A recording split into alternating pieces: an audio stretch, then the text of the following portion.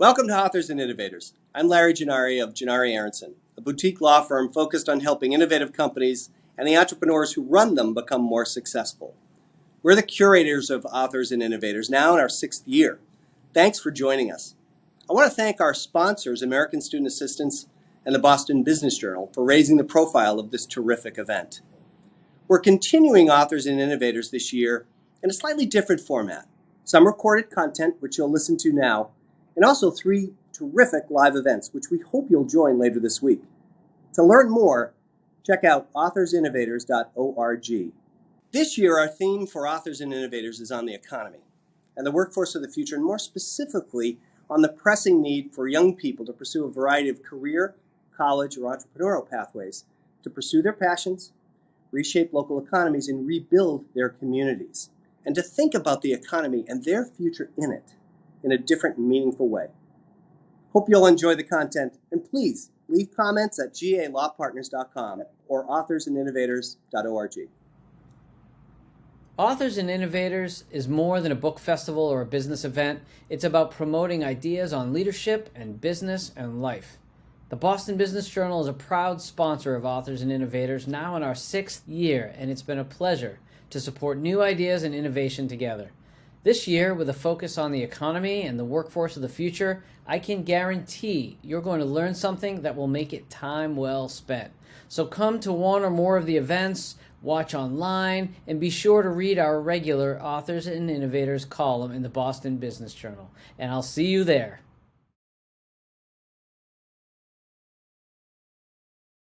Welcome back to Authors and Innovators. I'm delighted to have Professor Michael Meyers from the University of Pittsburgh, an author of the engaging book, Benjamin Franklin's Last Bet, The Favorite Founder's Divisive Death, Enduring Afterlife, and Blueprint for American Prosperity, with us. Welcome, Professor Meyers. So pleased that you could join us. Delighted to be here, Larry. Thank you. Benjamin Franklin was such a mercurial and interesting founder. And during his long and illustrious life, he was a lot of things: scientist, writer, inventor, and he left a legacy that you write about. I don't want to insert any spoilers to our conversation, but he wanted to make sure that he had a lasting legacy on the American economy. So tell us a little bit about Benjamin Franklin's Last Bet. Sure. One thing that surprised me when I started doing the research for this is that Franklin had such a falling out with his fellow founders. And I think when he came back from being in France back to Philadelphia, he sort of realized that the country that he thought he had founded was being taken over by lawyers and aristocrats. And he felt very strong ties to his own apprenticeship and then his trade as a printer. And so, a year before he passed away, he amended his will, and he told his family in the will, his heirs, you're not going to like this, but I'm not giving you my entire estate. I want to divert a large portion of my estate to help the next generation of Americans. And specifically what he did, and he's considered a founder of microfinance for this reason, is he took 2,000 pounds sterling and he put 1,000 pounds in a pot for Philadelphia and 1,000 pounds in a pot for Boston. And he said, I want this money to stake apprentices to start their own businesses. And he had hoped that these apprentices, after they went on with their skilled trades and started their own businesses, that they would then segue, as he did, into public service, because Franklin felt quite strongly that tradespeople have their ear on the ground of what's going on in American society. They see the effect of taxation. They see the effect of laws. They're mingling throughout the day with all classes, colors, and creeds, nationalities, and so forth. And he wanted these people, to have a voice in the government going forward. And I think the remarkable thing about this is he didn't say that these small loans that he was asking his executor to distribute to tradespeople last for, say, 10 years or 20 years. He outlined that this project would last for 200 years. And this was at a time, when America's demise looked far more certain than its success. I mean, the dollar wasn't even official currency yet. Right. And he wanted to keep his name, I think, and his ideals in the headlines for the next 2 centuries at least. And he was somewhat privileged. I love what the background that you what you provided about his life in the book. He was somewhat a privileged background, one of 17 children. And how did he come to be interested and focused on entrepreneurs and the so-called, I think you coined it, the leather apron class? The Why did he leather apron class, he proudly counted himself a member of that. Well, he had a really hard childhood. I think, like a lot of autodidacts, he always felt that phantom itch of the schooling he never received. He only had 2 years of formal schooling, and then he apprenticed to his older brother in publishing, working at the New England Courant, the newspaper in Boston. And then Franklin hated being indentured to his brother, and so he broke those bonds of indenture and ran away. And he thought his boat was going to land in New York. Instead, it ended up in Philadelphia. And in Philadelphia, he quite quickly, found allies, men that would lend him money to stake his businesses. And he remembers this in his will. He said there's the term self-made man it was coined 100 years after his death. But he's essentially saying in his autobiography and in this will that no one is truly self-made, that you need help from fellow business people to get a leg up. A great lesson. What a great lesson. And I think he also benefited greatly from his common law wife, Deborah. In the beginning of the book, I give her whole chapter because I think she's often written out of Franklin's story. She always kind of gets a walk-on role in the blockbuster production that is his life. But it is true that, he inherited his property through her and her parents. It is true that she managed his affairs. And I think, all the years that Franklin spent abroad, nearly 3 decades, were either working in London or in Paris, he made Deborah, or he gave her power of attorney. He trusted her with their accounts. She had quite a mind for business as well. And so he benefited from that. And I think the last leg of this is that Franklin also benefited from slavery. He didn't say that he owned slaves. He said he had servants. Right. But his family had up to 7 people that were held in bondage. And, Franklin had a huge about turn later on in his life. And before he died, he was named president of the Pennsylvania Society for the Abolition of Slavery. He presented the first petition to Congress to abolish slavery. But, to go back to your point earlier about his success, he had a lot of help becoming a quote unquote self-made man. And so when he retired at age 42, because he was franchising print shops and he had income coming in, to devote himself to diplomacy and science, he never forgot the assistance he had had. And so it was really important to him. And again, this is before the New York Stock Exchange opens. This is before there's formal banking in America. That he says, look, I'm going to leave this pot of money behind, and I want people who have completed their apprenticeships to get small loans that they're going to pay back at 5% interest annually, much lower than the prevailing rate, over a period of 10 years. And by perpetuating those repayments, you're going to grow the principal amount that we can then lend to other tradespeople. And so he had this grand vision that, for 200 years, he was going to be staking the leather apron class and the next generation of Americans going into government. He chose Boston and Philly. Yeah. Which city, and you talk a little bit about this, you talk a lot about the different and divergent paths that they take. Which city best implemented his last bet? If you were trying to channel Franklin, which one did this better? The Boston Franklin would say it's Boston. The Philly Franklin would say it's, yeah. But you're right. The book traces sort of the evolution and the creation, really, of American finance. I mean, we witness how the mutual fund, the investment bank, trusts are all invented, and Franklin's money becomes part of this fabric that's growing. Boston certainly adhered to let's protect the money and help it grow. And so in 200 years, there'll be a larger pot of money that the citizens of Boston can spend on public works, which is what Franklin wanted. Philadelphia, at this time was in the early 19th century had elected a former hatter, someone who had apprenticed making hats, who had a decided distaste for learning, as he put it.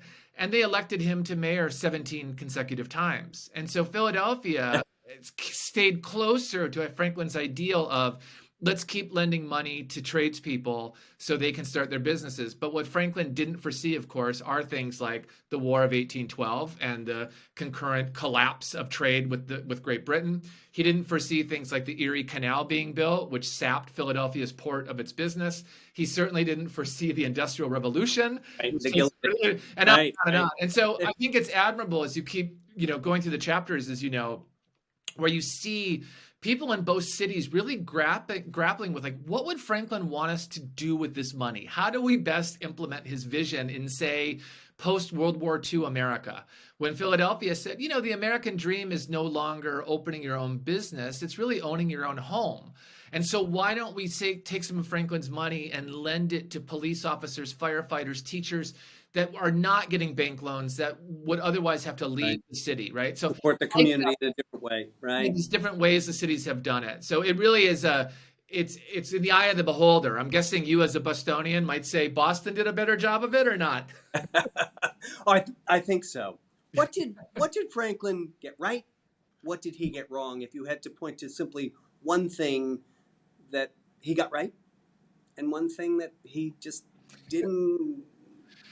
Well, he certainly got right the idea that American philanthropy is going to be different than charity. He was 100 years ahead of the curve of the money you leave to causes or people should both grow and be given to them in portions. And, in the book, we learned that Andrew Carnegie, no coincidence, also his philanthropy started with libraries, just like Franklin did. And Carnegie admired Franklin greatly. And in fact, Carnegie calls Franklin his teacher. His whole idea of philanthropy and how to create wealth for future generations comes out of Franklin. But Carnegie says, you got to manage your philanthropy like a business, so that's why he creates the Carnegie Corporation. Right. Because one thing Franklin got wrong is that he said, I want this money and these loans managed for free by upstanding citizens who will donate their time. They'll just do it. Right. Yeah. And I thought, you really do need a professional money manager. He got that wrong in a big way because, in Philadelphia, it was city officials that started doing it. And city officials were corrupt as the day is long in 19th century Philadelphia. And in Boston, it came to the Brahmin class, a gentleman or two that held the money and kept their management over it for 50 years. And there wasn't a lot of oversight. And these were the same people that were overseeing, the Peabody Trust and Harvard's endowment and so forth. They were very good at their job, but there wasn't a lot of transparency about what was going on. So I think he got that wrong. He should have had a fund set aside to manage the money. Well, in any event, he was prescient in so many ways. I hope people will pick this up. Benjamin Franklin's Last Bet. It is a wonderful entrepreneurial history. And Michael Meyers, professor at the University of Pittsburgh, thank you so much for joining Authors and Innovators. It was a pleasure. Thanks so much.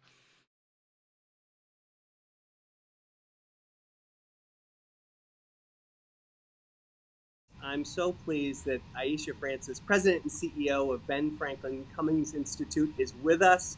Welcome, Aisha. And we have had, as part of Authors and Innovators, Michael Meyers, author of Ben Franklin's Last Bet, join us. And of course, that is a book you know well and a story you know well. Yes.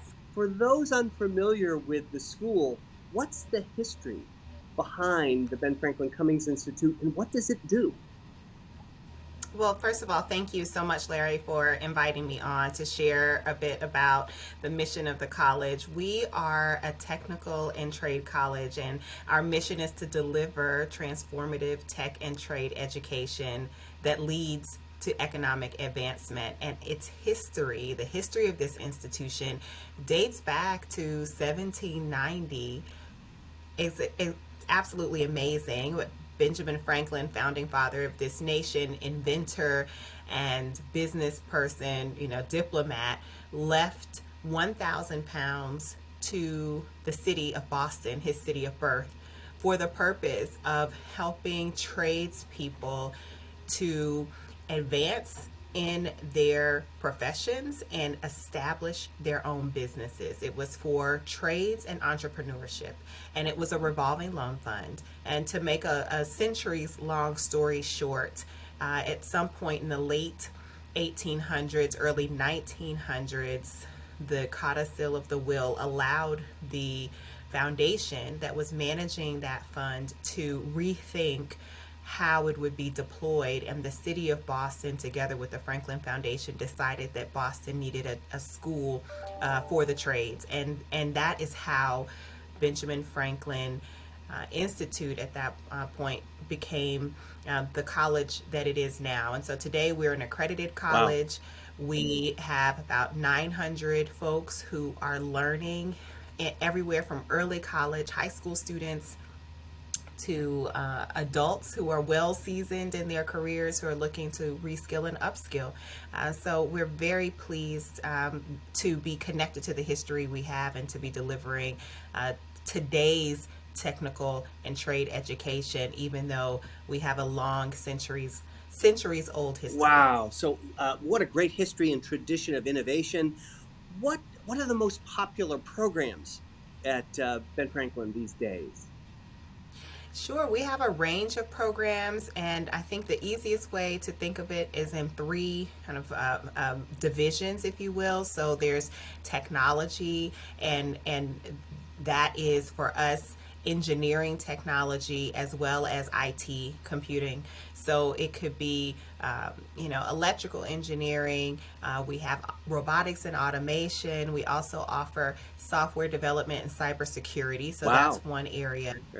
Then we also have programs in the trades, and specifically the trade of automotive. That is our oldest program. We started this college in 1908 with a gasoline engines course, and now we're teaching on electric vehicles and are anticipating an autonomous vehicle program. So we have that, as well as HVAC, practical electricity, and construction management. And the third area is one related to healthcare technologies. And so we also have some programs in that space. And what, based on your knowledge and based on your substantial experience in education, what's different about apprenticeship and hands-on training versus a traditional path of, we'll call it, for lack of a better term, passive learning?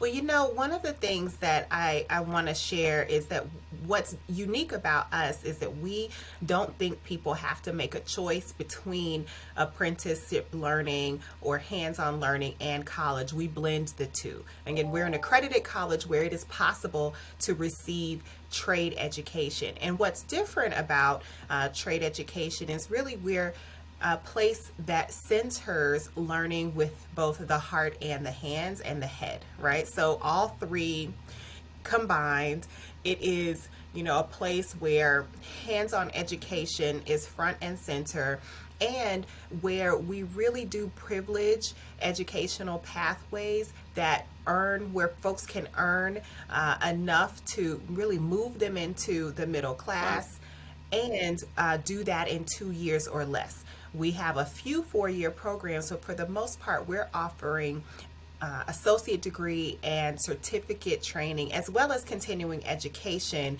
because there are lots of different ways to continue education beyond high school. And so that's one of the things that we really like to make sure people know, is that there are many, many options, and we are a non-traditional college pathway. I love that you're approaching this and embracing learners at all different levels with all different skills and experiences.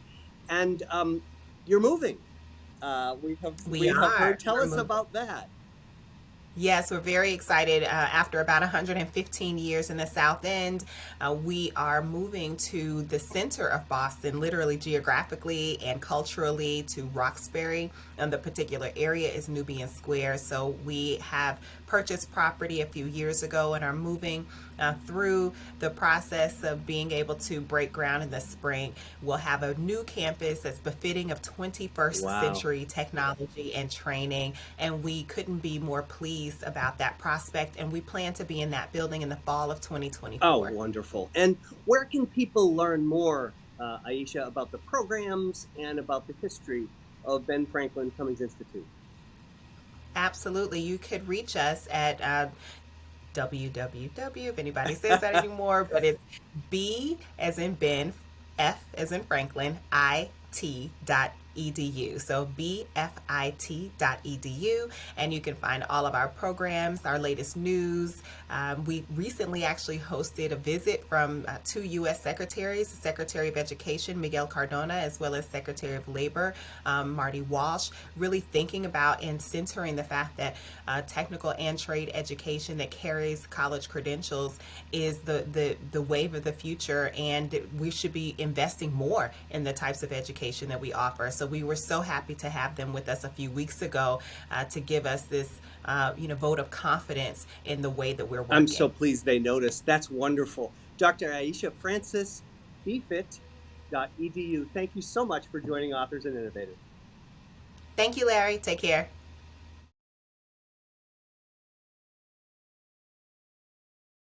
It's my pleasure to welcome folks back to Authors and Innovators. Here with me is Jason Feifer, Editor-in-Chief of Entrepreneur Magazine. He's also a local author. He's a Clark alum, used to work at Boston Magazine as well as others. And he's a startup advisor, and he's also host of the podcast Build for Tomorrow and Problem Solvers.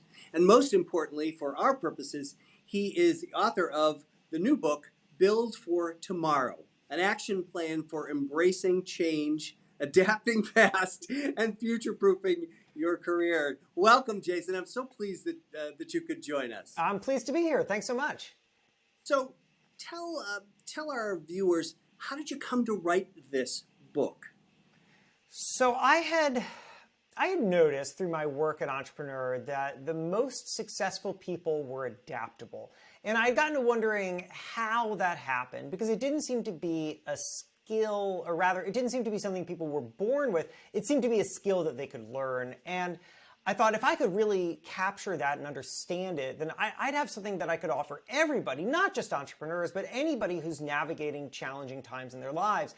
Then the pandemic happened, and that, among many things, was an interesting experiment in watching everybody go through the same change at the same time, and then having vastly different experiences. And I saw people reinvent themselves and their businesses and identify great new opportunities. And I saw other people cling as hard as they could to what used to be and really fall behind. I came to realize that everybody goes through change in 4 phases: panic, adaptation, new normal, and then wouldn't go back. This moment where people say, I have something so new and valuable that I wouldn't want to go back to a time before I had it. The difference really isn't whether or not you panic. The difference is how fast you move through those stages. So that's when I thought, I really have to write this book. I have to understand what people are doing. I have to watch them in the moment and really capture this sense of how to build a mindset in which people can learn and grow and find gain in hard times. Let's explore that a little bit. I love the positive framing of the book, that good can come from bad. And I also appreciated how you talk about the 4 stages. So it's a little bit like grief. Talk about them. Talk a little bit about each one of them. So panic. And you've got great stories of entrepreneurs and businesses, many of which are recognizable both to your readers of Entrepreneur Magazine, but also to many of us. Yeah. Talk a little bit about, take us through those stages and talk a little bit about each one. Sure. Well, I mean, in brief, so when we're in panic, what we're doing is we're equating change with loss. So we're seeing something new happen and we're saying, this is going to impact the thing that I'm comfortable and familiar with. I'm going to lose that. And then what we do is we extrapolate the loss. So we say, well, because I'm going to lose this thing and I want to know what's going to come next, naturally I will now lose this other thing. And then because I lose this other thing, I won't have access to this thing. And that's how we start to create a panic spiral. Right. And so what we need to do now is we need to start moving towards what I call adaptation, which is to say we start to figure out what it is that we actually have available to us. In the book, I talk about ways in which to identify the core value that you have that's transferable. One of the major mistakes we make is that we identify ourselves by the product of our work too much. So we identify our core identities is built into what we do every day or the role that we occupy. And when those things change, we feel like our identities are shaken. So how do we instead figure out what our value is that's transferable? What's the thing about us that does not change in times of change? Then we get to new normal, where we're building a new foundation, some new comforts, how to identify new opportunities and then move towards them. Experiment, figure out what's going to work. I push people to really be open to that new efforts are just experiments. You don't have to commit to something long term. I think oftentimes, and I hear this from psychologists, one of the things that holds us back is that we feel like every new thing that we do has to be some kind of long-term commitment, which actually inhibits our ability to try things, to be open to them not working, to seeing that how failure, we want to just be able to see failure as data. We try something, we learn from it, it may not work out, but we build it. What a great phrase. Yeah, and then we get to wouldn't go back, which is when we really say, here is how I can fundamentally change by identifying, by doing the thing that I like to call reconsider the impossible, where we look at the things that we had discarded and we recognize that sometimes actually the greatest ideas and opportunities that we had were ones that we discarded. So those are the phases. I tell a ton of stories from very famous people to Main Street, entrepreneurs. I get into a lot of psychology, brain science. I tell a lot of stories from history about how these things played out with some of the greatest inventions that we know today that we have no idea were ever scandalous in the past, like the teddy bear, which was a national scandal in 1907. And, hopefully give people a way to think differently about their own lives and their own opportunities. I like the example that you gave of the need for deeper focus and listening, and you did it through examining what a selfie is really for. And I wonder if you could tell our viewers a little bit about that story. I just love that in the book. Sure. So that starts with, there's a Massachusetts connection to this, as I realize now. So that starts with there's a woman whose name is Sherry Turkle. She's a professor at MIT, and she's written a lot of books about how scary technology is and how new modes of communication are damaging old ways in which we would connect. We don't know how to converse with each other anymore. I think all of this is kind of ridiculous, and I think a good example, which isn't to say that technology doesn't have downsides or whatever, but I think that we overblow them and we don't recognize the value that they actually can provide.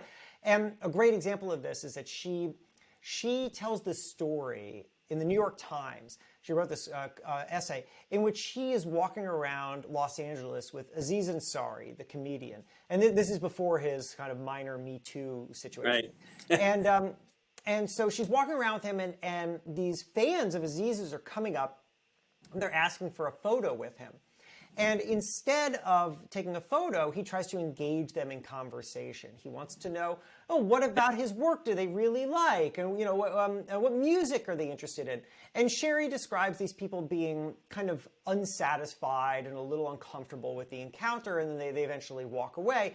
And Sherry proposes that this is a problem, that there is something called a documented life that we've all fallen into, where we're trying to document things rather than experience things.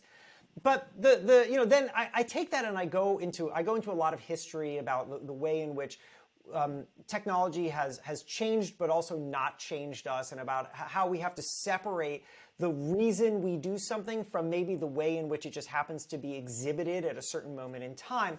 And then I come back to this point, which is that, I think that Sherry is misunderstanding what these people want, because she sees the selfie with Aziz as part of a problem in which we're not looking to connect with people, we're just looking to document. But I see it actually as an effort to connect. The thing is, though, they're not trying to connect with Aziz Ansari. He is a celebrity, and they know that they're not going to be friends with this celebrity, and frankly, they may be intimidated by and have no idea what to talk to with this celebrity. And he's asking them what their favorite work of his is. It's so uncomfortable. So what are they trying to do? They are trying to take a selfie with Aziz Ansari so that they can share it with their actual friends and have a level of engagement with them. And now they can talk about that experience, and it's a lot of fun, and they can share it. And so I think that Sherry has completely misunderstood what's happening in the moment, because she sees a change and she immediately says this change is loss and bad, rather than saying this is just a new version of something that we've always been doing. That we have to avoid that kind of panic, because it clouds our vision for what opportunity really is, and it forces us to look backwards instead of forwards. I love that example. Jason, who do you want to read this book? Anybody who's going through change right now. this is not just, I come from the world of entrepreneurs, but this is not just for entrepreneurs. I spend a lot of time actually traveling the country and talking to corporate teams. So people will bring me in to talk to their whole teams about how they can manage change because, a big pharmaceutical company just went through a major reorg and everybody at the company is like, now I have a new title and a new boss and a new this, and it's very uncomfortable. And I want to help people recognize that there is massive opportunity in the new, and that this also could apply to new things that aren't work related. I go into a lot of how we experience change in our own personal lives as well. And so, anybody who feels like something is happening that feels a little out of control in their lives right now, that maybe feel like they know they're supposed to do something different and they can't exactly figure out how to do it or what it is. A friend of mine who lives in Massachusetts recently emailed me and he said, I've been in my job, he works at a hotel, I've been in my job for 15 years. I want to crawl out of my skin every day that I show up at work. Wow. But the problem is I have no idea how to fix this problem, right? He's unhappy. He knows that he needs to make some kind of change. He doesn't know how to do it. That's what I wrote the book for, is for anybody who feels like they know that a next step needs to be taken and they don't know what it is and how to get there. It is a positive, important book. I want to thank you for this. Build for Tomorrow, Jason Feifer, editor-in-chief of Entrepreneur Magazine. Thank you for joining us, and I hope our viewers will be able to get this at their favorite independent bookstore. Thank you again. And also, I should say, also available in ebook and audiobook in case that's how you like to listen. Perfect. Thank you very much, Jason. Appreciate it.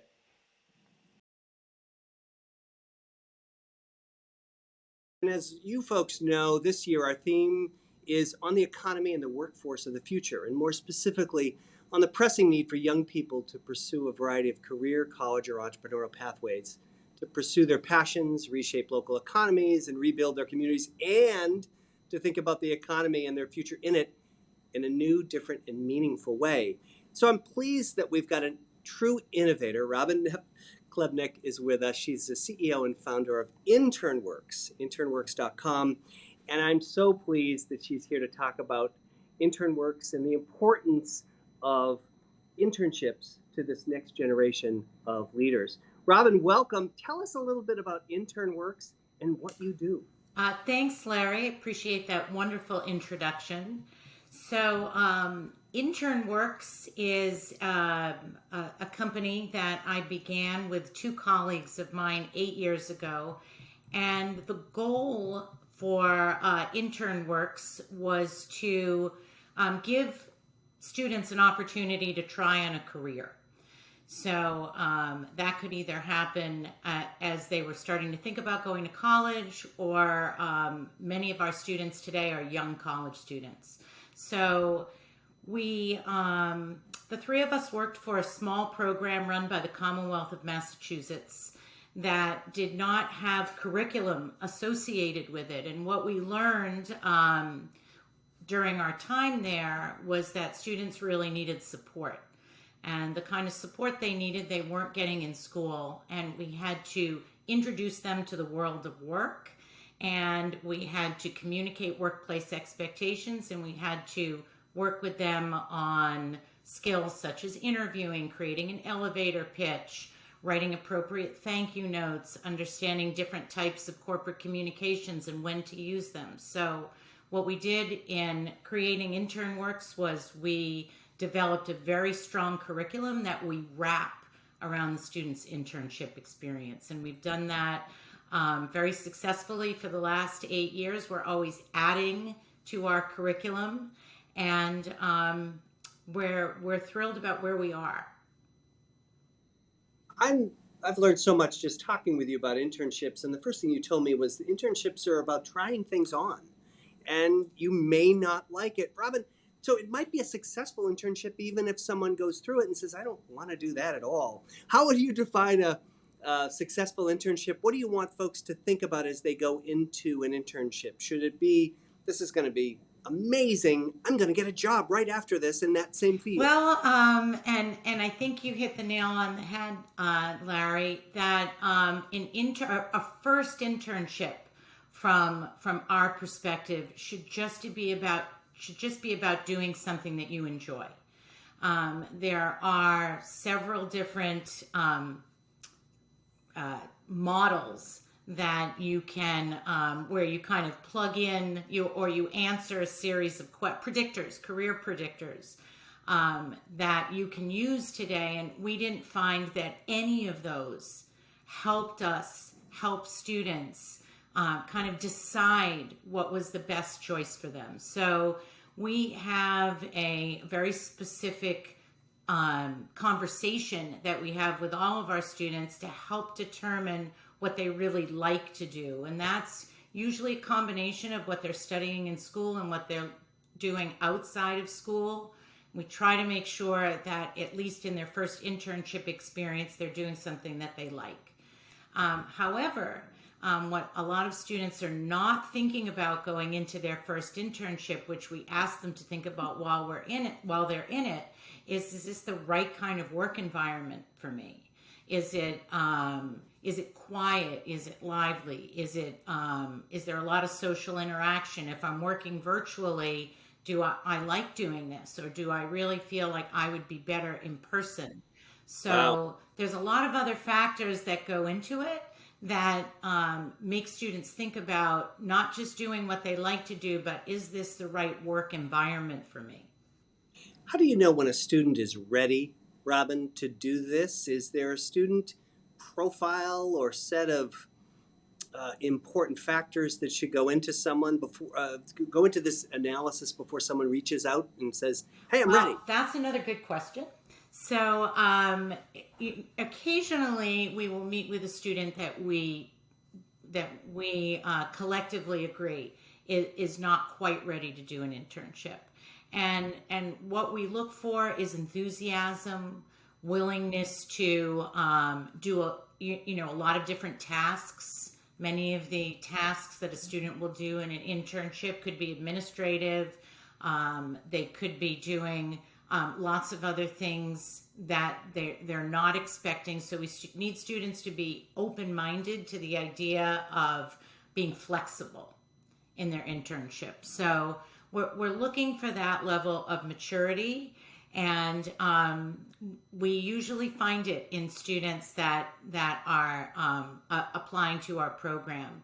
The other thing that's really important for students is not necessarily that they know exactly what they want to do, but that they know that they want to do something. So I will say that probably 60 to 75% of our students that come into our program say to us, I know I want to try something, but I'm not exactly sure what that is.